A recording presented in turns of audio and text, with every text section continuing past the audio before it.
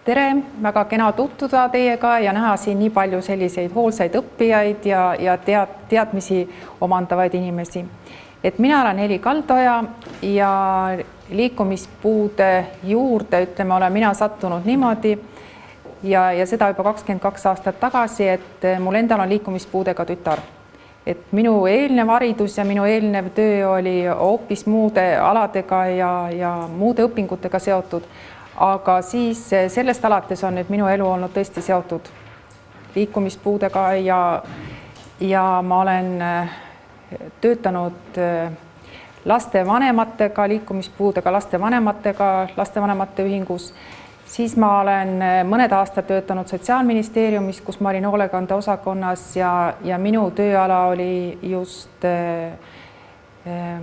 abivahendid ja rehabilitatsioon. Ja nüüd juba kuskil 8. aastat olen ma siis rehabilitatsiooniasutuses ja see rehabilitatsiooniasutus tegeleb nüüd eelkõige just lastega. Ja see aktiviseerimiskeskus AVE siis tähendabki nüüd seda, et see on lastele rehabilitatsiooniteenust osutav asutus. Nii, kõigepealt mõne sõnaga, mis see liikumispuue siis on, et liikumispuue iseenesest on probleem ja probleemid tugiliikumisaparaadiga, mille funktsioneerimine on siis häiritud ja sellest tulenevalt on siis piiratud ka inimese toimetulek, ühesõnaga liikumisvõime piiratusest, liikumisfunktsiooni häiretest on häiritud siis ka inimese toimetulek. Nüüd täna käsitletavad teemad siis, mida ma tahaks nüüd lähemalt vaadelda, on liikumispuudega laps, liikumispuudega täiskasvanu, liikumispuue ja toimetulek. Siia toimetuleku ja liikumispuude alla tuleks siis lühidalt rehabilitatsioonist, abivahenditest, keskkonna kohandamisest ja toetavatest teenustest, siis edasi liikumispuue ja haridus, siis täisealine võimalikult iseseisev elu ja liikumispuue ja kaasamine, et tegelikult on hästi palju, hästi pikk ja põhjalik võiks see ettekanne olla, aga kuna aeg on ka suhteliselt piiratud, et siis nüüd katsume natukene kiirustada. Nii, et kui me nüüd liikumispuudega lapsi kõigepealt vaatleme, et esikohal on nüüd nii minu ülevaadetes alati kui ka seetõttu, et see moodustab liikumispuudega kõige suurema lasterühma, on just PCI ja rahvusvaheliselt kasutaksist CP, mis on cerebral palsy ehk kesknärvisüsteemi kahjustusega lapsed. Ja see, lihtsamalt rahvakeeli võib ka öelda, et see on nagu halvatus, et lihtsalt on häiritud liikumine ja see on tavaliselt nagu me oleme ka täiskasvanute puhul näinud halvatuse vorme. See CP-rühm on siis nagu ka kõige suurem ja kõige keerulisem liikumispuudega lasterühm ja CP lapsi on 1000 sündinud lapse kohta on 2 last tavaliselt, et see on selline statistika, mis siis ka Eesti kohta nagu kogu ülejäänud maailma kohta kehtib. Siis kesknärvisüsteemi kahjustus on tekkinud kas sünnieelselt, sünniaegselt või sünnijärgselt. Sünnieelselt siis me saame rääkida, et kas on olnud rasedustoksikoos emal, diabeet, haigus ja mitmesugused lisanduvad siia kindlasti asotsiaalsed probleemid, mis võivad ka mingil määral nagu olla selle kesknärvisüsteemi kahjustuse tekitajaks. Sünnituse aegselt on isegi toodud siin maailmas välja protsente, et 20–40% kesknärvisüsteemi kahjustusi tekib sünnituse ajal. Et see on nagu mehaaniline kahjustus ja siis hapnikupuudus, mis tekitab siis aju kahjustuse.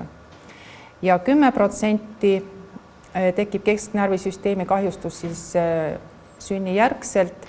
Need on siis vastsündinu eas ja väikelapse eas ajukelmepõletikud, ajupõrutused, mitmed rasked haigused.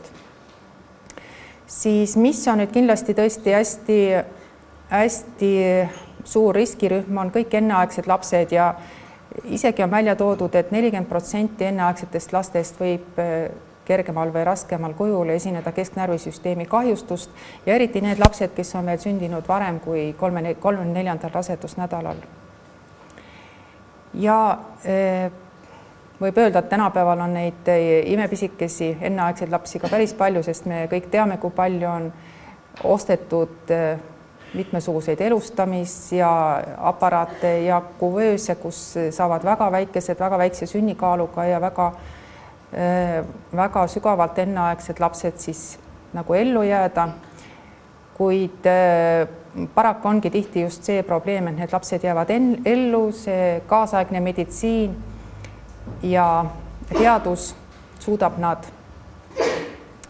nad elule aidata, kuid paraku ikkagi tihti hiljem järgnevad mitmesugused puuded ja haigused.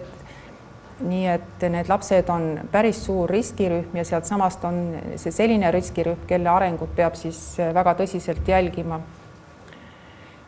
Nii, siis mis nüüd võime öelda, et CP, et ta on kõigepealt eelkõige liikumispuue, kuna esimene, mis on häiritud, on liikumisfunktsioon ja sellele häiritud liikumisfunktsioonile lisandub sageli ka veel tajuhäired ja tundeaistingud ja tajud on häiritud, nii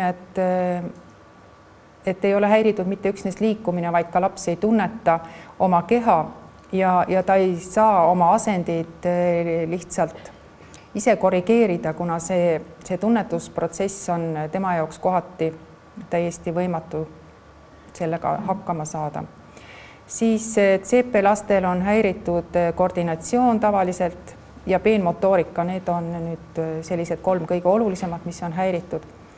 Ja mis nüüd kaasneb ja kaasneb 80% kaasneb kõnepuue, siis ei kaasne mitte nüüd kõnepuue 80%, vaid ühesõnaga selle liikumise ja selle eelnevalt loetletud sellele 80% lisandub veel mingi teine probleem ja see teine probleem on siis kas kõnepuue, siis 1/4 lastest on nägemisprobleemid, kuulmisprobleemid, 30% esineb epilepsia ja 1/4 vaimupuue, nii et võib öelda, et nagu liitpuue. Kusjuures alati me peame selle kesknärvisüsteemi ja selle kahjustuse juures siis arvestama seda, et kui raske see puue on ja väga oluline on siiski õigel ajal see suuta diagnoosida lapsel. Kuna väga palju sõltub taastusravist ja sõltub rehabilitatsioonist ja sõltub just selle õigeaegsest alustamisest. Et kui me selle alustamisega jääme hiljaks, siis vahel on see tõesti tõsiselt hiljaks jäädud asi. Kuna me nüüd näeme, et siin liikumisele lisandus ka 80% muid probleeme, siis selle CP laste rühma kohta võib öelda, et see on nüüd liikumispuudega laste rühm, kellel ei aita nüüd ainult ratastoolist või mingist liikumisfunktsiooni toetamisest, vaid need lapsed vajavad päris palju veel igasugust muud abi ja toetust. Siis üks järgmine suurem rühm laste puhul on seljaajusong, see on MMC nagu rahvusvaheline tähis ja seljaajusongaga on 10 000 lapsest 4 last sünnib umbes seljaajusongaga ja see kahjustus on tekkinud raseduse algperioodis. Seljaaju areng on seetõttu jäänud puudulikuks ja närvid on kahjustatud. See on nüüd selline probleem või selline asi, mis siis esimestel elupäevadel opereeritakse, seljaaju on välja sopistunud ja nii, et see operatsioon sooritatakse päris esimestel elupäevadel. Selle laste probleemideks on ka liikumine, kusjuures liikumispuue ja liikumispuude sügavus sõltub nagu sellel, mis kõrgusel on tekkinud see seljaaju kahjustus, mis kõrgusel on see välja sopistunud ja sellest sopistuse kohast allpool on nagu siis häired liikumises. See enamusel nagu võib öelda, et on see piirkond, puusapiirkond ja alajäsemed ja nende laste käed töötavad tavaliselt päris hästi ja need lapsed saavad ka oma elus päris hästi hakkama, kasutades siis vastavaid abivahendeid, kas siis käimistugiraame või siis lihtsalt isegi paljud nendega kasutavad lihtsalt keppe, küünarkeppe liikumiseks. Nii et nad saavad päris ilusti elus hakkama ja saavad ka koolides päris hästi hakkama. Siis võib nendel lastel esineda veel hüdrotsefaalia, see on siis nagu ajuvedelikuringe häire ja seda siis ravitakse nagu šundid, pannakse lastele, et siis nagu see ajuvedelik ei tekita seal arenguprobleeme. Ja samuti võib siis olla, kui olenevalt nüüd sellest kahjustuse kohast ja üleüldse kuna see kahjustuse koht jääb nagu allapoole, paljudel on see inkontinentsi probleemid, et see on selline probleem, millega siis paljud neist peavad elus tegelema. Üldiselt võib öelda, et see MMC on liikumispuue, mis aeglustab ja takistab lapse motoorika arengut, kuigi me seda puuet ei saa parandada, kuid rehabilitatsiooni ja korrigeerivate operatsioonide ja abivahenditega saab lihtsalt toetada selle lapse aktiivset elu ja noore elu. Nii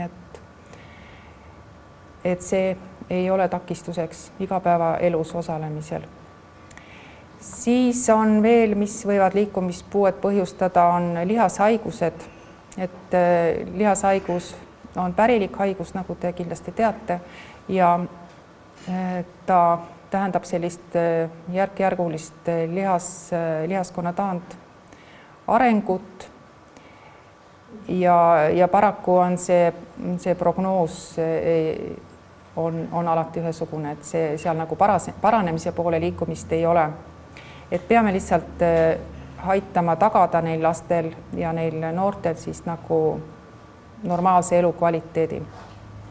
Et lihashaigetest on mul meeles üks poiss, kes läks nagu terve lapsena, läks kooli esimesse klassi ja siis üpris kiiresti nagu hakkas see haigus progresseeruma, nii et 4. klassis oli ta juba ratastoolis ja 5. 6. klassis oli tal juba elektriratastool, kuna käed enam ise niimoodi ei töötanud, et ta oleks saanud siis seda ratastooli ise. Aga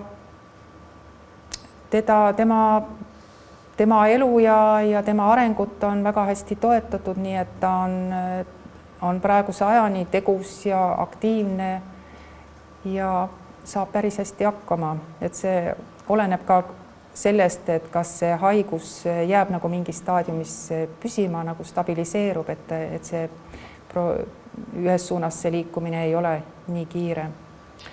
Siis laste liikumispuude põhjuseks võivad olla veel kaasasündinud väärarengud, sündroomid. Need kaasasündinud väärarengud on siis, olete ka võib-olla näinud, et käsi ei ole välja arenenud või jalg ei ole või on jäänud käsi hoopis väikseks. On ka selliseid lapsi, kellel on siis käsi päris siit kohe õlaliigesest tuleb väike käsi.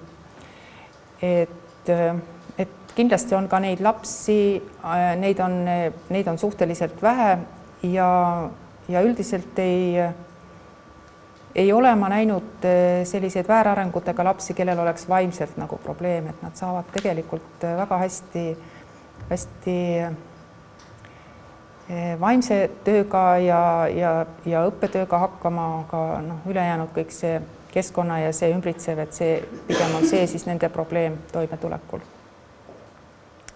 Ja siis kahtlemata on nüüd traumad ja haigused, et traumasi on ka paraku juhtub lastega ja on alati juhtunud. Ja ka rasked haigused on need, mis võivad liikumispuuet põhjustada. On näiteks olnud, ma tean paari last, kellel on olnud ajukasvajad, et ajukasvaja tulemusel on jäänud siis liikumine nagu piiratuks ja keeruliseks. nii, kui me nüüd edasi liigume liikumispuudega täiskasvanu juurde, siis ühe rühma moodustavad kindlasti need liikumispuudega lapsed, kes saavad täiskasvanuks ja saavad siis liikumispuudega täiskasvanuks, sest puue kuskile ei kao. Näiteks oli mul endal 10 aastat tagasi ühe projektiga selline kokkupuude, et meil oli projektis psühholoog ja psühholoog pidi tegema tööd liikumispuuetega laste vanematega. Ja siis ta nagu kurtis, et tal on nii raske, need olid ka just nimelt CP-lapsed, et tal on nii raske, et need vanemad ei taha kuidagi aru saada, nad ei taha nagu leppida selle kaotusega, et nad peavad leppima kaotusega, et need lapsed surevad varsti. Ja ma ütlesin, et see ei ole niimoodi, et nende lastega ei juhtunud. Nad tänapäeval elavad teiste inimestega nagu kas just võrdselt, see oleneb jällegi sellest, kui raske see puue paraku on. Aga kui see psühholoog nagu püüdis siis vanemaid hakata sellist, ütleme 14-15 aastaste laste vanematega tööd tegema, need vanemad hakkaks juba nagu ette mõtlema, et seda last ei tea, kui kauaks jätkub nende kõrvale, et siis oli seal psühholoogil endal mingisugune selline kodutöö tegemata. Et seda ma tahangi öelda, et küllaltki oluliselt on just nimelt neid PCI lapsi või CP lapsi, need saavad täiskasvanuteks ja nad jäävad ikkagi meie kõrvale, et võib-olla me lihtsalt neid igapäevaelus mõnes suhtes näeme vähem, et kui neid väikseid lapsi liigub veel rohkem koos vanematega, et nad käivad rehabilitatsiooniteenuseid ja ravilit ja tänavatel liigub, et lihtsalt lapsega liikumine on kergem kui sellel täiskasvanud, kellel on raskem liikumispuue, et ta võib-olla nii väga ei tulegi tänavale ja siis tekibki võib-olla kohati selline petlik mulje, et nad ongi kuskile kadunud ja ju neid siis enam ei ole, aga nad ikkagi on. Ja ma olin Tamperes mõned aastad tagasi, oli üks konverents ja seal konverentsil oli ka just üks teema, oli just eluiga. Et nagu kõigi inimeste eluiga kasvab, siis kasvab ka nüüd liikumispuudega inimeste eluiga, kasvab ka PCI diagnoosiga inimeste eluiga, et see tänapäeva meditsiin aitab ja toetab nagu kõigi tervist ja arengut, nii ka seal. Siis, mis nüüd liikumispuudega täiskasvanute ridasi kindlasti suurendab, on siis need traumad ja neid traumasi on nüüd on tõsiselt palju ja need traumadele siis nüüd lisanduvad ka veel need sõjaväljal saadud traumad ja neile järgnevad amputatsioonid ja neile järgnevad raskemad ja suuremad kahjustused, mis panevad inimesed siis kas ratastooli või siis oma igapäevaelu muidu keerulisemalt korraldama. Ja iga suvine asi on see noored mehed ja siis vesi ja vette hüppamine, et tundmatus kohas vette hüppamine ja siis need selja- ja kaelakahjustused, millele siis järgnevad need ulatuslikud ja suured kahjustused ja ratastoolis ülejäänud elu. Kusjuures ka nii traumade kui nende õnnetuste puhul on tihti nagu selline tunne, et inimesed võtavad seda nii kergelt, et kui me ka vahel kuulame, et liiklusõnnetus oli ja keegi viidi seal raskes seisundis või natuke kergemas seisundis haiglasse, et tekib selline petlik mulje, et kindlasti siis haiglas saab see inimene terveks tehtud ja ta tuleb tavaellu tagasi niimoodi parandatud kujul. Aga paraku ikkagi väga paljud on tõesti need, kes jäävadki ratastooli, kes jäävad lausa pikali, et selline mõtteviis, et see lihtsalt ei ole nii kerge mäng, mis möödub ja millest me saame üle. Kusjuures mulle tundub, et nagu eelmisel aastal ja eelmisel suvel hakati nagu rohkem nii reklaamides kui kõigis rääkima just nimelt seda, et see ei ole nii kerge, et sul oli õnnetus ja sa oled terve ja kõik on nagu sellega möödas, et tegelikult see ratastool võib väga pikaks ja elu lõpuni sulle jääda ja väga tõsiselt sinu elu muuta. Siis liikumispuudega täiskasvanute ühe osa moodustavad siis haigusejärgsed. Siin on insuldid, liigesehaigused, lihashaigused, diabeet, multiplex skleroosis, et osa siis kaasnevad vanusega liikumisraskused ja liikumispuuded ja osa siis lihtsalt mitmesuguste erinevate haigustega. Nii et siit me siis nüüd saamegi suhteliselt suure hulga nüüd nii lapsi kui täiskasvanud, kellel on siis liikumispuue ja see liikumispuude osakaal üldse puudega inimestes on suhteliselt suur, et ma ei oska küll öelda seda protsenti, aga see on jah oluline. Nii, liikumispuue ja toimetulek, et nüüd see esmased, mis võiksid olla siis selle liikumispuude puhul toimetuleku eeldused on, kõigepealt on siis ravi ja edasi rehabilitatsioon selles sekkumiste mõttes, nüüd kitsamas mõttes need sekkumised siis tähendavad neid konkreetseid tegevusi, kas füsioteraapiat ja neid teisi, ütleme, kas või neid teenuseid, mis siis nagu riigi poolt osutatavate teenuste nimekirjas on. Siis abivahendid, keskkond ja toetavad teenused. Niimoodi laiemas mõttes rehabilitatsiooni kindlasti moodustavad siis need alumised 4 nagu koos. Rehabilitatsioon, abivahendid, keskkond, toetavad teenused ja siia juurde käib siis veel mingil määral ka haridus. Et need moodustavad nüüd selle rehabilitatsiooni laiemas mõttes ja selles laiemas mõttes teda ka mõnel pool niimoodi maailmas kasutatakse. Mina tõin praegusel juhul selle rehabilitatsiooni nüüd eraldi, et selle nagu sekkumiste osa. Siis kindlasti peaks nüüd olema siis see tagasiside nii ravi kui selle rehabilitatsiooni poole vahel, et see tagasiside peaks nii üht kui teistpidi liikuma ja need üks ja teine pool peaksid teineteist siis toetama, et saaks toimima korralikult. Siis ravi, mis nüüd ravi osa haaraks? Et ravi haarab aktiivne ravi, et see aktiivne ravi oleks siis nüüd lapsel, ütleme, sündimise järgselt või siis selle diagnoosi panemise järgselt, haiguste järgselt, traumade, õnnetuste, mis iganes järgselt oleks siis ikka esimesel kohal aktiivne ravi koos meditsiiniliste uuringutega ja siis sellele järgneva taastusraviga. Et see taastusravi on siis kas tsükliline välja kujunenud puude puhul või siis esialgu selline aktiivravi järgselt pikemaajalisem. Siis mida ma tahaks ka ja mida ma olen alati öelnud, et pikaajaline puue ei ole haigus ja et ei piisa ainult meditsiinilisest sekkumisest. Ja kui ma nüüd vaatasin ühte Eesti-Suurbritannia projekti, siis oli seal isegi toodud nii, et puue ei ole et puue on sotsiaalne staatus, et see ei ole haigus.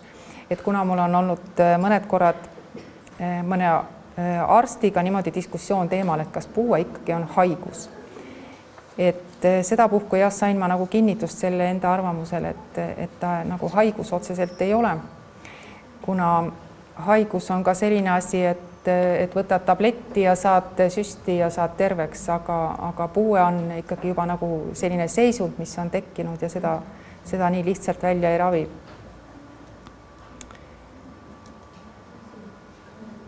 Nii, kui nüüd see rehabilitatsioon sellest sekkumiste mõttes, et nagu ma siin täna käsitleks seda, et selle rehabilitatsiooni eesmärk oleks kindlasti võimalikult hea toimetulek, et see võimalikult on mul siin nagu kaldkirjas sellepärast, et ta ei ole mitte selles tähenduses, et maksimaalselt hea, vaid võimalikult selles mõttes, et konkreetse inimese võimetest ja tema piirangutest tulenevalt või sellest lähtudes, selle inimese võimeid arvestades võimalikult hea toimetulek. Nüüd tõin siin eraldi lapse ja täiskasvanu kõrvuti võrdlusena, et kui rehabilitatsiooni üldiselt ja sekkumisi tahetakse ja nähakse kui mingiks kindlaks ajavahemikuks, mingi kindla eesmärgiga prognoositud ja kindlaks ajaks nagu lõpetatud tsüklit või protsessi või tegevust, siis laste puhul tahaks ma öelda, et laste puhul on see rehabilitatsioon suhteliselt pikaajaline protsess. Kuna lapse puhul peaks see rehabilitatsioon toetama lapse eakohast arengut, sealt samast siis korrigeerima neid probleeme, stabiliseerida, osal on vaja stabiliseerida seisundit, on oluline ka, et see seisund oleks püsiv ja et see seisund säiliks ja et on protsess. Kahtlemata võib selles protsessis ka siis panna oma neid vahe-eesmärke ja nende poole liikuda, aga oluline on siiski lapse puhul see, et kui on raske puudega laps, et see tegevus oleks pigem pikk ja pikaajalisem. Nüüd täiskasvanu puhul võib-olla ja võime rääkida siis pigem seisundit stabiliseerivast ja säilitavast, kuigi jah, et siin tekib seesama küsimus, et liikumispuude puhul on ikkagi oluline see, et me ei saa öelda, et kindlaks ajavahemikuks, et me oleme nüüd selle korda teinud ja see säilib ja jääb niimoodi, et meil on vajalik sellega ikkagi pikemalt tegeleda ja korduvalt. Siis lapse puhul peaks rehabilitatsioon toetama lapse võimalikku iseseisvat igapäevast toimetulekut, seda arendama ja toetama selle lapse hariduse omandamist, et olema nagu toeks selle kõrval, hariduse omandamise kõrval. Nüüd täiskasvanu puhul on kindlasti oluline see osa, et ta ka kahtlemata toetab seda iseseisvat toimetulekut ja säilitab seda, kuid sealt samast on ka oluline see, et ta toetab seda töövõimet, et inimene kas saaks tööturule, püsiks tööturul ja et sealt väljalangemine ei tuleneks lihtsalt sellest, et see füüsiline üldseisund läheks nii palju halvemaks. Ja kindlasti on rehabilitatsiooni eesmärk siis mõlemal juhul on ka pere toimetulekut toetav nii lapse puhul kui siis ka täiskasvanu puhul, sellepärast et pere toimetulek ka puude puhul on oluliselt häiritud, tekivad paljud lisaprobleemid, millega pere peab hakkama saama. Ja rehabilitatsioon on nüüd siin see, kes peaks seda kõike toetama. Siis rehabilitatsiooni teenused, et nagu ma Karini jutust aru sain, et see tuleb ilmselt eraldi veel käsitlusele, aga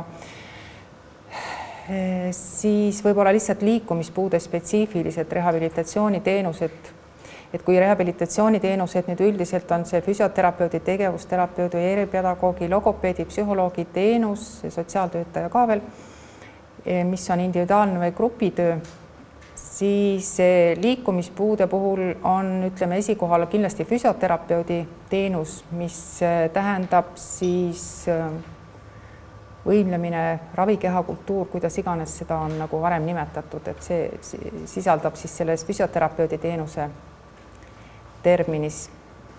Ja see füsioterapeudi teenus on nüüd äärmiselt oluline liikumispuude puhul, kuna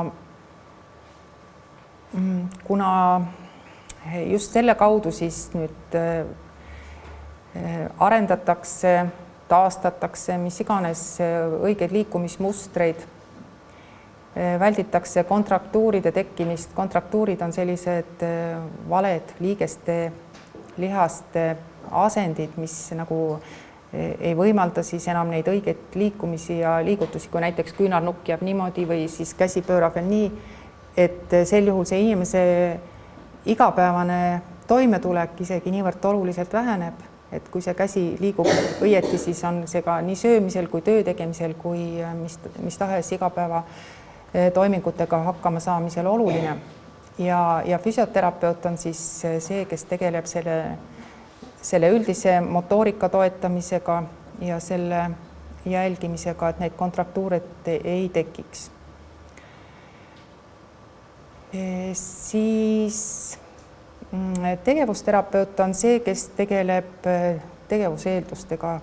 Tegevuseeldused tähendavad peenmotoorikat, see on sõrmede, kätetöö, kirjutamine, kõik sellised liigutused ja kahe käe koostöö, silma-käe koostöö, et see on nagu tegevusterapeudi töö ja kuna liikumispuudega inimesel on häiritud üldiselt motoorika, see tähendab jäme motoorika, üldine liikumine kui ka peenmotoorika tavaliselt ja koordinatsioon, et siis tegevusterapeut on ka, kes toetab kõigi selle säilimist ja selle arendamist.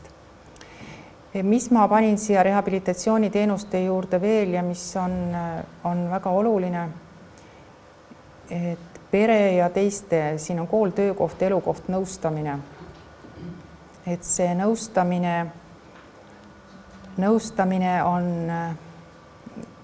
nii füsioterapeudi, tegevusterapeudi kui teiste spetsialistide poolt oluline selleks, et nad nõustavad seda, kas peret, kooli, töökohta, kuidas konkreetselt seda puudega inimest toetada ja kuidas tema toimetulekut tagada. Kui järgmine on toodud mul siin pere toetamine ja selle all on nagu nii teraapiat kui nõustamine, siis pigem on siin selle toetamise all mõeldud pere toimetulekut toetamine selles mõttes, et pere tuleb toime ise oma probleemidega, et pere saab hakkama selle puudega inimesega, ta saab psühholoogiliselt hakkama sellega, et oma igapäevaelu võimalikult normaalselt jätkata. Siis kui nüüd need kaks esimest olid rehabilitatsiooniteenuste hulgas, mida ka riigi poolt rahastatakse, siis lastele, me räägime ikka veel kroonides millegipärast, et lastele 20 250 krooni eest aastas ja täiskasvanutele 7000 krooni eest aastas, siis lisaks on veel ka mitmeid teraapiaid siin all, ma olen toonud hipoteraapia, delfiiniteraapias, näiteks Hiina massaaž, mis ei kuulu riigi poolt rahastatavate teenuste hulka, kuid neid päris palju kasutatakse ja nad on suhteliselt ka efektiivsed. Et eriti oskan ma seda öelda hipoteraapia kohta, mis öeldakse, et 3-4 tundi füsioteraapiat on võrdne nagu 1 tunni hüpoteraapiaga. Ühesõnaga, üks hipoteraapia tund on nii efektiivne, et selle asemel võib jätta ära 3-4 tundi füsioteraapiat. Et kuna seal on nii mitmed erinevad komponendid, erinevad tegurid, mis mõjutavad selle teraapia saajat samaaegselt.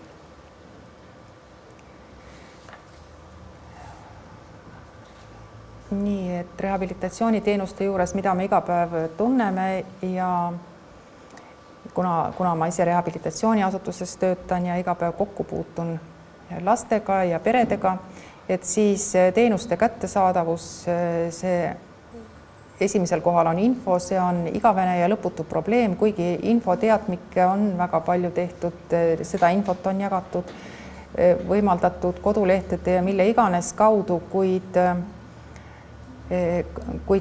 lihtsalt see info nagu ei jõua paraku alati kohale ja ilmselt sõltub see mitte ainult sellest info hulgast, mis on oleks kättesaadav, vaid ka sellest vastuvõtjast, sest vastuvõtja ei ole alati igal hetkel ise valmis seda infot kus tahes kohast vastu võtma ja ta vajab korduvalt seda infot ja vajab võib-olla lahti seletamist mõningatel juhtudel. Teenuste kättesaadavus on ka kaugus, et kui Tallinnas on teenused enam-vähem kättesaadavad, siis kuskil linnast väljas ei ole see sugugi nii lihtne ja sama probleem on ka vajalike teenuste olemasoluga ja rahastamisega, et nüüd rahastamise probleemid, et kui ühtepidi on nagu riigi poolt antud paber, mille peale on kirjutatud 7000 krooni, tohib aastas teenuste peale kasutada täiskasvanu, siis tegelikult, kuidas sellele katte on või ei ole, et see on ise küsimus. Siis liikumispuude seisukohalt on äärmiselt oluline muidugi see puude spetsiifilise teenuse piirmäärad, et kui teised teenuste piirmäärad on nagu ära võetud, siis füsioterapeudi töö on piiratud, et lastele 30 tundi aastas, liikumispuudega lastele ja täiskasvanutele 5 tundi aastas. Kusjuures Soomes on see liikumispuudega inimesel on elementaarne, et nii palju, kui on aastas nädalaid, nii palju on tal ka aastas ette nähtud tunde, nii et 52 tundi on tal aastas ette nähtud füsioterapeudi teenust. Kas ta tahab selle teenuse kätte saada mingite tsüklitena järjest kohe või ta käib iga nädal ühe korra, see on nagu inimese enda vaba valik, et ta saab põhimõtteliselt nagu talongi või sellise õiguse. Ja kui ta leiab, et talle jääb sellest väheks, et siis ta lihtsalt võib seda ise juurde osta. Kuna see on ka väga kallis teenus, et siis on muidugi suur asi, et riik seda nii palju võimaldab liikumispuudega inimesele. Ja just kui nagu sellest oli kunagi juttu, et Soomes on iga nädala kohta arvestatud 1 tund liikumispuudega inimesele, siis ma just mõtlesin seda, et Sotsiaalministeerium, ma ei tea, kas hetkel enam on, aga valvelauas istub üks noormees, jah, et kes istub aastast aasta ja päevast päeva istub ratastoolis. Et kui me isegi, keegi meil siin seisab püsti, et kui me ise katsume niimoodi mitu tundi järjest istuda, et tegelikult see istumine on päris vaevarikas tegevus.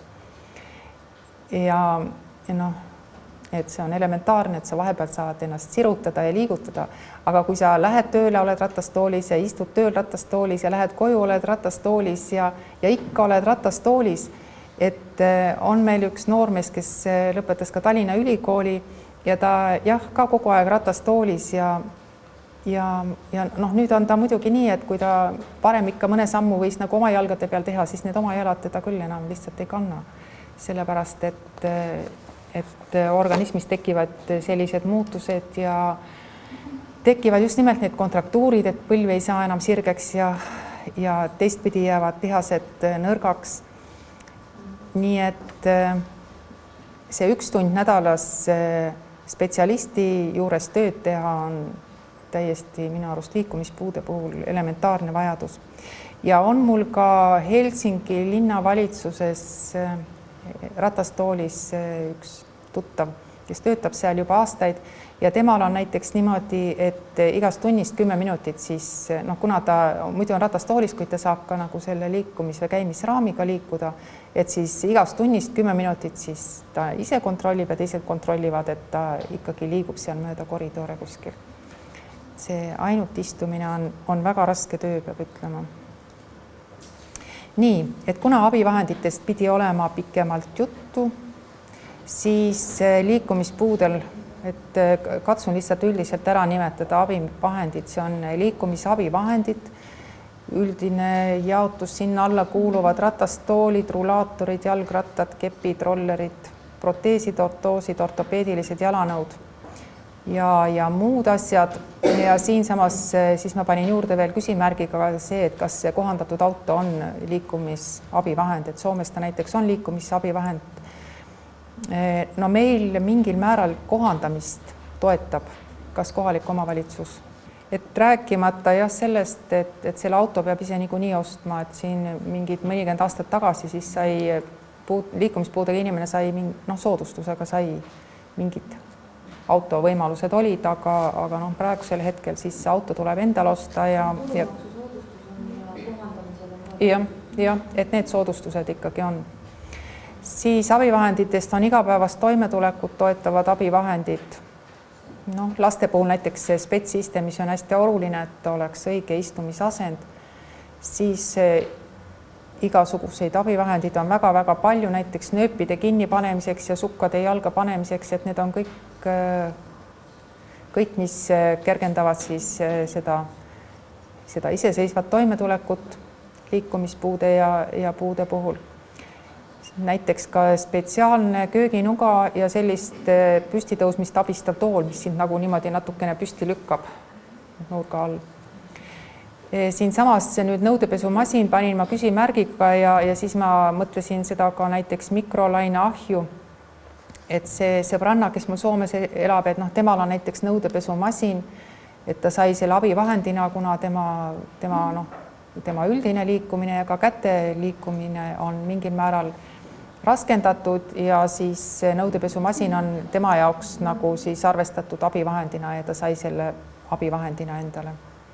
Siis tööd ja õppimist liikumispuudele kindlasti toetavad ja mis on tõsiselt vajalikud abivahendid on arvutid, arvuti lisaseadmed, suured hiired ja mitmesugused muud asjad, mis arvuti juurde kuuluvad ja mitmed erinevad programmid.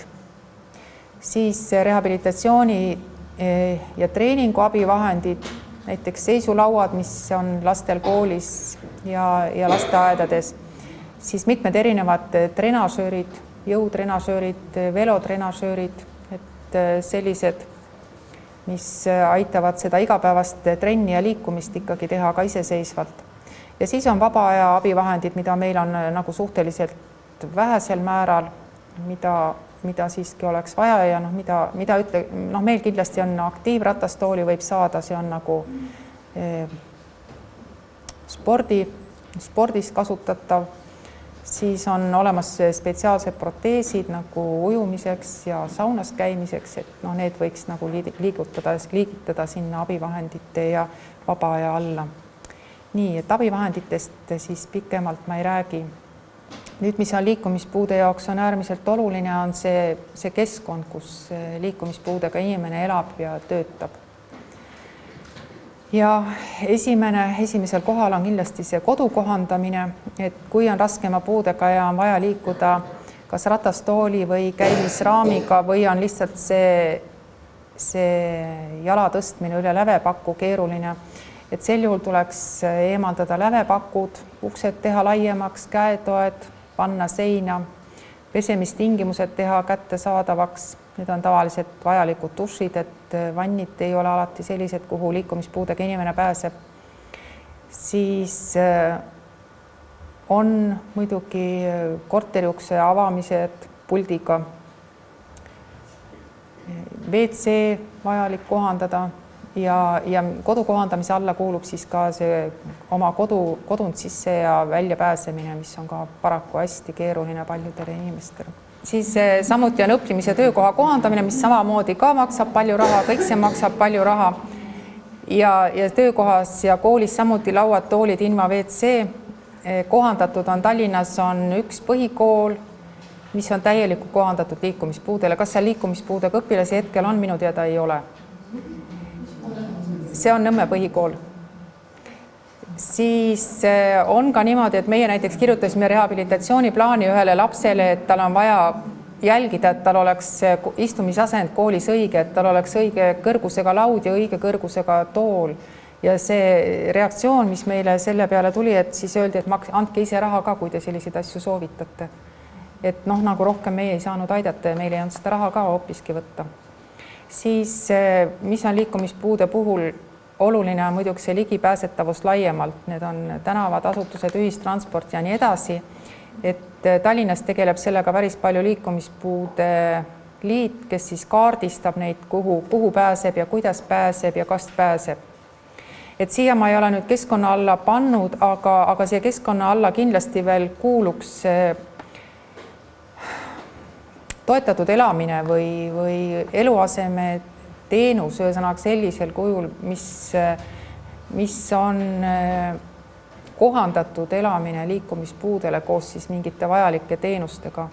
Et kui toetatud elamine on praegusel hetkel mingil määral on nagu psüühikahäirele, siis nagu liikumispuude puhul nagu sellist varianti ei eksisteeri.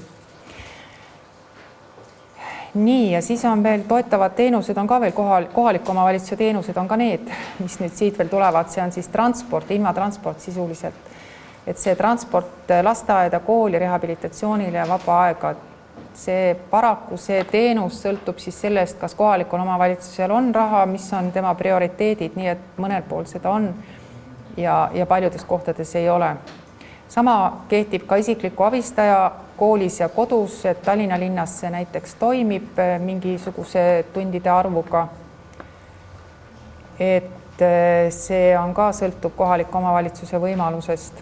Nüüd see lapsehoiuteenus ja lapsehoiuteenus on nagu nüüd riigi poolt rahastatav. kuid siis nagu kohaliku omavalitsuse niimoodi korraldada.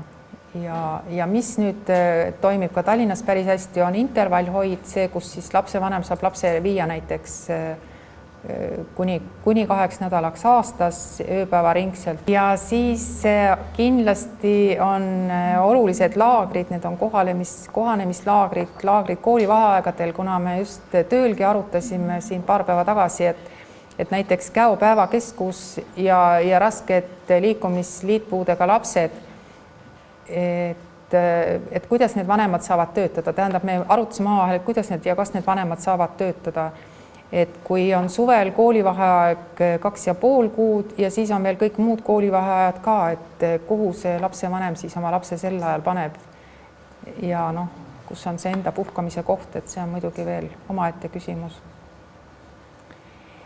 Et kui ma nüüd vaatan siin transport ja isiklik abistaja koolis, näiteks Soomes on see korraldatud nii, et kõik, mis on näiteks haridusega seotud, see koolisõit, kui koolis olemine koos abistajaga, et see on nagu hariduse rahastada, et meil on paraku, vähemalt Tallinnas on nüüd sotsiaal, kes on rahastanud seda kooli saamist ja isiklikku abistajad koolis.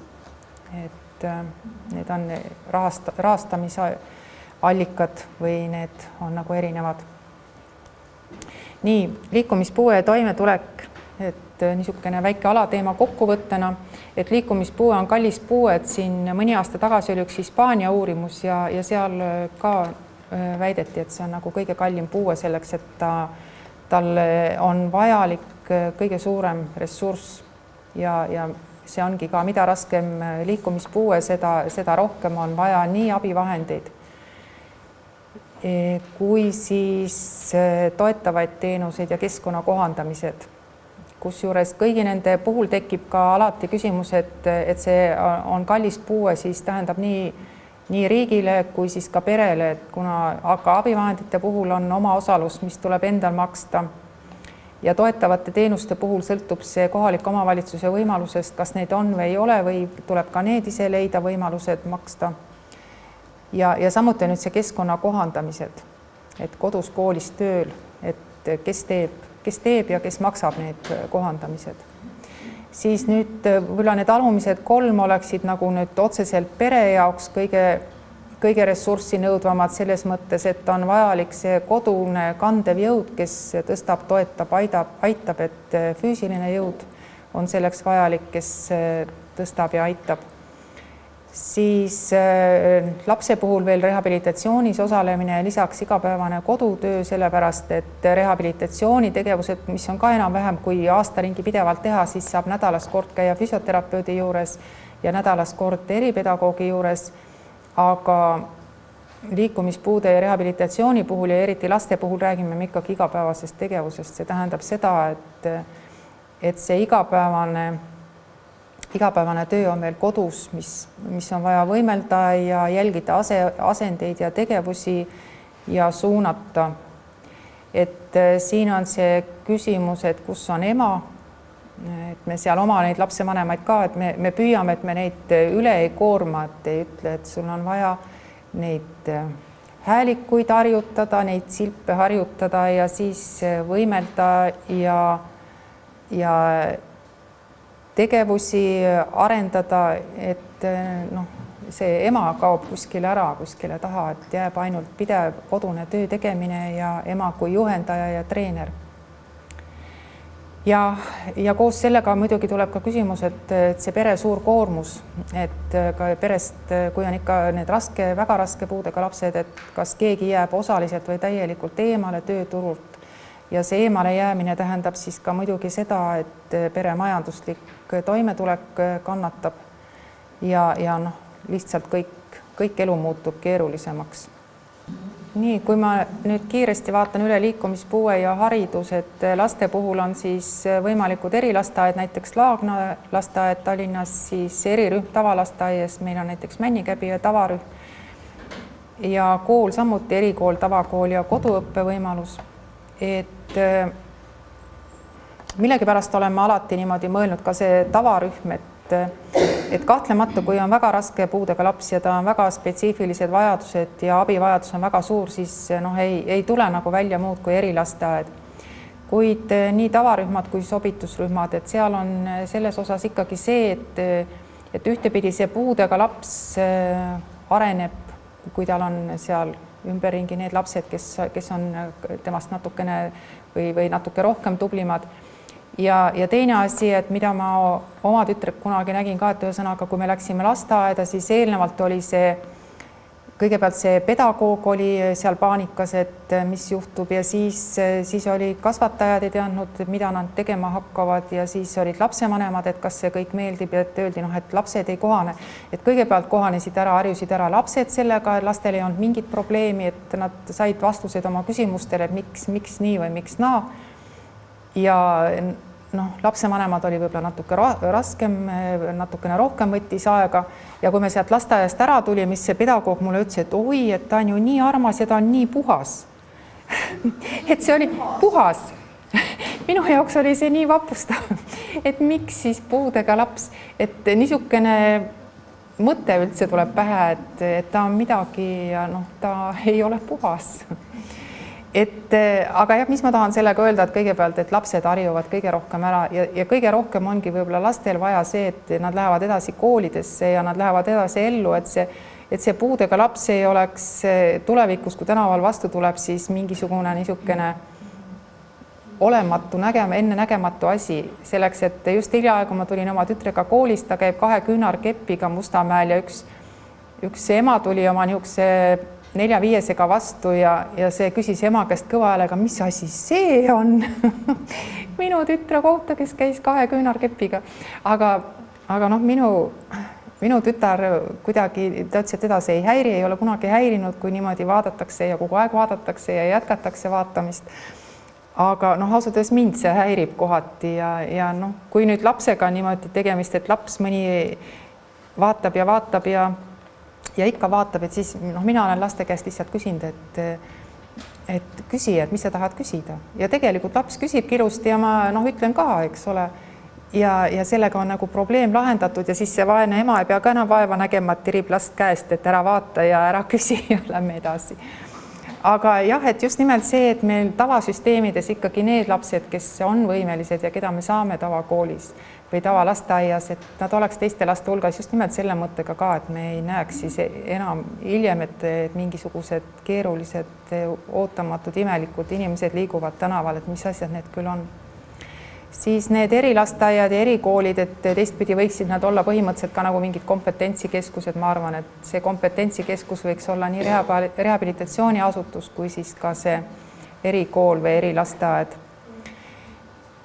Ja mis on veel need erikool ja erilasteaed, et see probleem, et kõigepealt erikool, kui näiteks me räägime Haapsalu neuroloogilises rehabilitatsiooni, mis me räägime, hoopis sanatoorsest internaatkoolist, et see tähendab seda, et see on hästi kaitstud ja hästi turvaline keskkond nendele liikumispuudega lastele. Aga ühel heal päeval nad lähevad ellu ja ikkagi see keskkond ei ole enam nii kaitstud ja turvaline, et soomlased isegi väidavad, et nende erikoolides, et kohati on see probleem, et kool tekitab seda õpitud abitust selles suhtes, et koolis on kõik kaitstud ja hoitud ja lauanurgad, ümmargused ja et kuskil ei saa viga ega haiget. Et selleks on see küsimus ja muidugi erikooli puhul ka see, et kui väikseid lapsi me ja kui kaugele kodunt viime ja kui kauaks ära, et kuidas see vanemate ja perele sobib ja lapsele samuti. Nii, nüüd liikumispuue ja haridus, kui me räägime noored ja täiskasvanud, siis räägime haridusest omandamisest, ümberõppest, täiendõppe, siis ka traumajärgsete jaoks eriti oluline. Siin on siis kutseõppe, kutsekoolid ja Astangu kutserehabilitatsioonikeskus. Kutsekoolid on, paljudes on need tingimused ja võimalused, et kuigi üks kool, kus minu tütar praegu käib, on ka selline, et kaldtee viib uksest sisse, aga siis on garderoob ja kõik muu on ülemistel korrustel. Aga kuna tema saab käe kõrval käia, siis on vaja ainult, et saati oleks kogu aeg kõrval. et vahel tundub see kohandamine, et see on hästi selline justkui on, aga justkui ei ole ka. Kahtlemata on Astangu kutserehabilitatsioonikeskus, kus on siis kompetents ja võimalused ka ümberõppeks ja täiendõppeks ja hindamisteks. Ja siis kõrghariduses on ka ikkagi praegu päris palju liikumispuudega noori on, kes õpivad ja on selle hariduse omandanud või omandamas, et ka see toimib ja toimib ka sellisena, et on olemas siis isiklikud abistajad ja on olemas see isikliku abistaja rahastamine, siis, mis oluliselt toetab seda hariduse omandamist. Et mis siis nüüd toetavad seda kutseõppe kõrghariduse omandamist, et kindlasti see füüsilise keskkonna kohandatus, ütleme, aga et see ei ole kõige olulisem. Et kõige olulisem on ikkagi see hea tahte olemasolu ja see soov või valmisolek võtta enda hulka siis liikumispuudega noor. Siis toetavad teenused koolis, nagu ma ütlesin, isiklik abistaja, transport kooli, siis on see ka e-õpe, mis tänapäeval õppimist toetab oluliselt. Ja mis nüüd minu arvates on ikkagi väga oluline, on see õppimist toetavane, et puudega inimese enda füüsiline aktiivsus. Ja siia alla siis kuulub see rehabilitatsioon, sport või muu liikumisharrastus. Ja kuulub sellepärast, et kui see noor inimene, nii liikumispuudega inimene ka füüsiliselt on aktiivne ja tegutseb, siis on tema tervis parem, siis on tema õppimisvõime parem, et need on lihtsalt omavahel seotud asjad. Et kui ta istub seal hommikust õhtuni ratastoolis ja läheb koju ratastoolist voodisse, et tean paari sellist last või noort, ütleme, kellel lihtsalt ühel hetkel on see tervis ja liikumine niivõrd piiratud ja keeruline, et ka õppimine läheb keeruliseks. Nii, täisealine võimalikult iseseisev elu. Et kuidas me elame, siin oli üks puuetega tallinlaste kodus toimetulek käsitlev sotsiaaluuring eelmise aasta alguses esitleti seda, et puuetega koos vanematega 87,8% ja leibkonnad on suuremad kui tavaperedes. Suhtluskontakte väljaspool kodu on alla 2 ja sotsioloogid peavad normaalseks 7-8 subjekti väljaspool kodu. Suhtluspartnerid on iga 4. päeval. Siis majanduslik toimetulek on keeruline, eluasemekulude probleem on 1/3. Tööhõive on madal ja mida vähem iseseisvat elu, seda vähem läheb ka tööturule tööd otsima. Et kuna on ka see psühholoogiliselt kodunt väljatulek on äärmiselt keeruline. Ja kui ma nüüd panin seda kokku, siis ma ikkagi oma mõttes näen kogu aeg mingid konkreetseid inimesi, siis ma mõtlesin 2 noormehe peale Tallinnas. Nad on kuskil 23, 24, kuskil selle ringis. Ja üks nendest lõpetas ära põhikooli, siis läks liikumispuue, aga ta käib ise, aga ta käib pahasti ja kohmerdab ja kukub. Ja ta läks kutset õppima ja talle mingisugusel põhjusel õpetati koristusteenindus, puhastusteenindus. Ja ta läks tööle siin Tallinnas ühte asutusse ja ta pidi liftiga sõitma oma selle veepangega ühelt korruselt teisele ja kõik harjad asjad kaasas. Ja siis alalõpmata juhtus seda, et siis ta ajas oma selle veeämbri ümber ja igasuguseid äpardusi juhtus, igatahes ta tuli töölt ära. Ja nüüd on ta minu arust juba kuskil 3 aastat kodus. Ma nägin ta ema hiljaaegu, küsisin, et mis ta teeb, midagi kodus arvutis istub. Ja teine tema klassivend oli ka veel ja oli niisugune nutikam poiss, kellel oli õppimine ka nagu kergem, ta sai ilusti hakkama ja küsisin, et mis siis tema teeb, et ka kodus.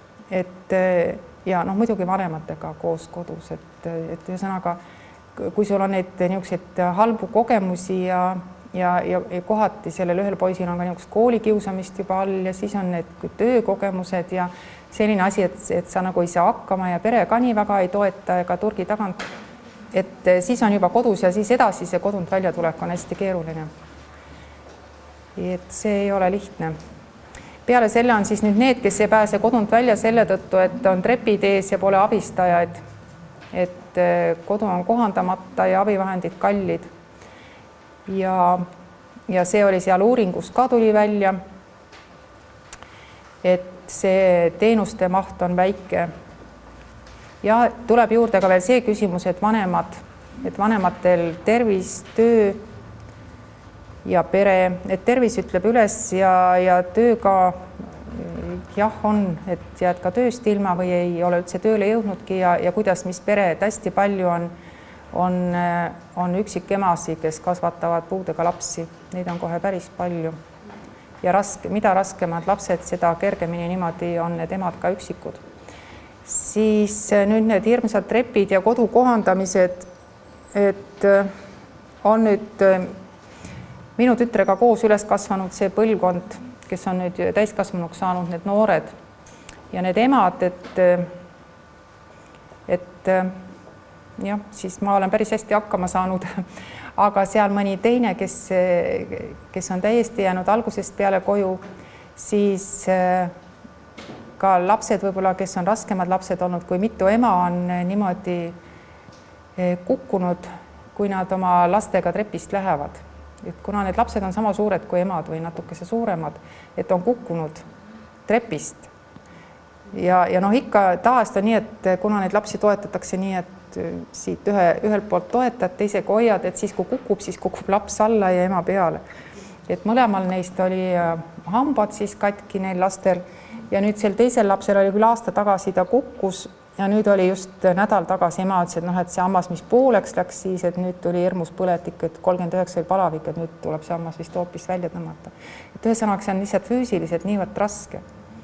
Ja ma ütleks, et see on tegelikult üks põlvkond neid puudega lapsi, kes on üles kasvatatud, et küsimus on see, mis hinnaga nad on kasvatatud ja see abi, mis tuleb riigi poolt, et kas ja kas see on ikkagi piisav. Et me muidugi saame aru, et seda raha ja seda kõike ei ole kuskilt rohkem võtta, aga et nii ta on. Ja üks nendest vanematest ema oli 48 aasta tagasi, kui suri lihtsalt selleks, et tervised ütlevad ka üles. Et see koorem on väga suur. Nii.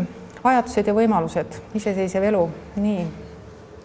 Et kui suhtlema väga palju olen suhelnud aastaid soomlastega ja mida nad on teinud ja mis võiks meil teha ja mis ei olegi tegelikult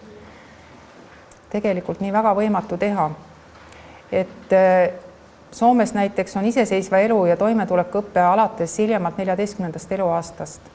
See on Ruskeso kool, on liikumispuude kool, kus koolis on nagu kooli selles õpilaskodu poolel on nagu sellised väiksed korteri imitatsioonid, kus on siis sees köögid, pesemistingimused, kõik, mis igapäevaelu juurde kuulub. Ja siis 2 nädalat on näiteks õpilane seal, siis nii teda õpetatakse seal ise toime tulema, kui samal ajal toimub siis hindamine, et kuivõrd ta saab toime. Ja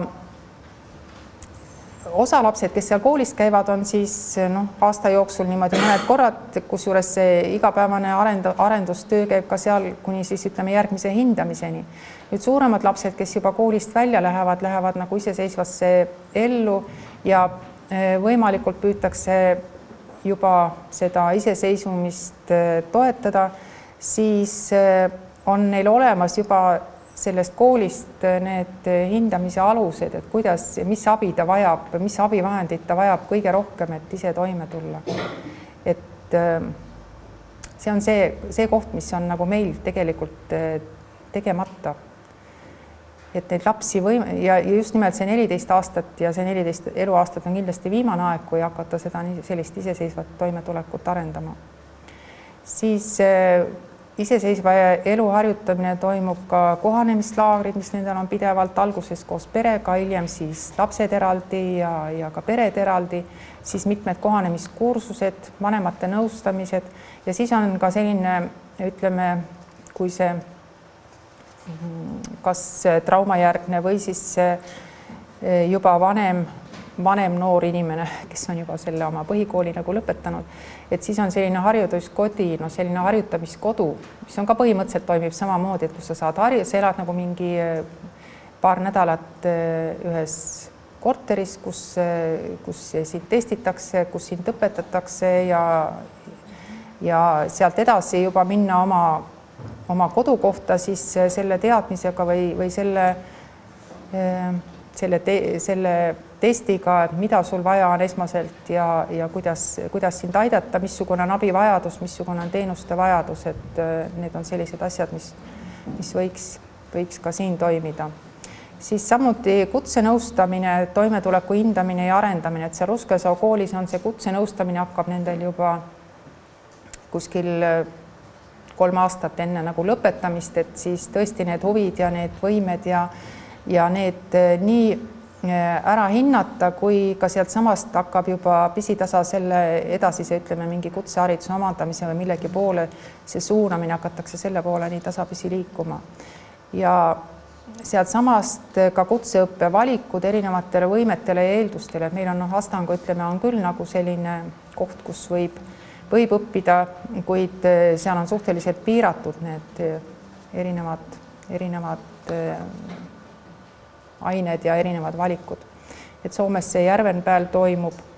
Ja mis siis veel on kindlasti, mida ma nüüd siia ei kirjutanud, aga see on see eluasemeteenus, mis on Soomes kuskil esimene eluasemeteenus, see on nüüd selline põhimõtteliselt selline korter, mis siis on kohandatud liikumispuudele ja siis vajadusel tulevad sinna, mis teenused vajalikud on, need tulevad juurde. Ja need esimesed loodi kuskil 60ndate lõpul, nii et tegelikult, kui meil on nüüd nagu 50 aastat sellest, meil oleks paras aeg hakata neid asju ka sinnapoole jõudma ja neid tegema. Kaasamine ja soovitused kooli puhul, et lähtuda siis konkreetsest õpilasest, tema erivajadustest. Et me ei saa rääkida, et liikumispuue, kõik on ühtemoodi, kõik on erinevad, kõik vajadused on erinevad.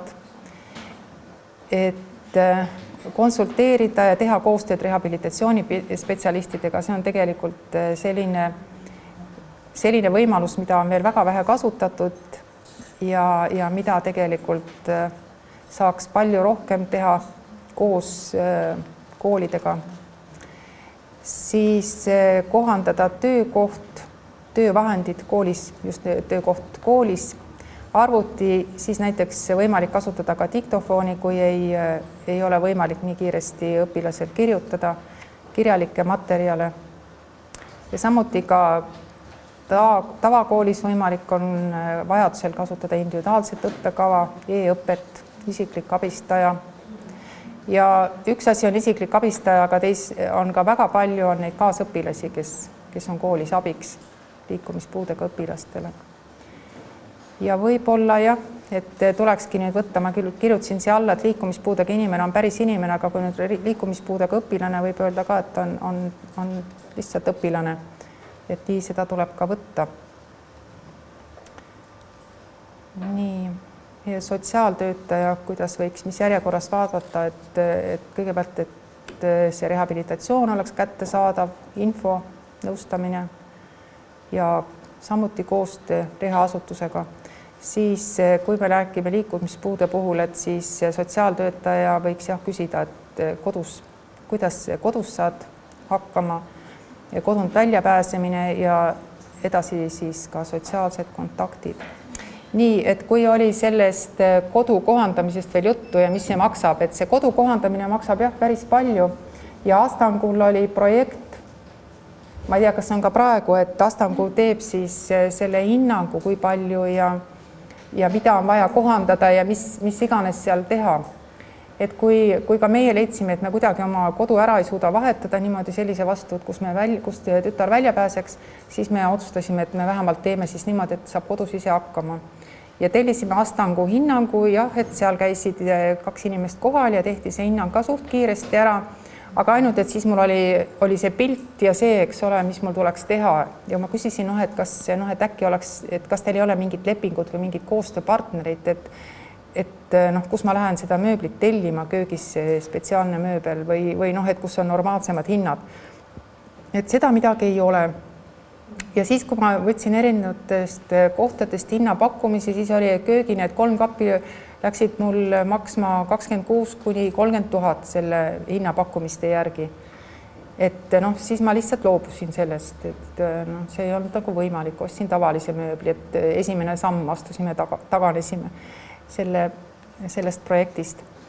No jah, ja siis ka see ülejäänud, et kokku läks see vannituba, kus me siis vanni välja tõstsime ja duši tegime ja köök, et see läks 110 000 kokku.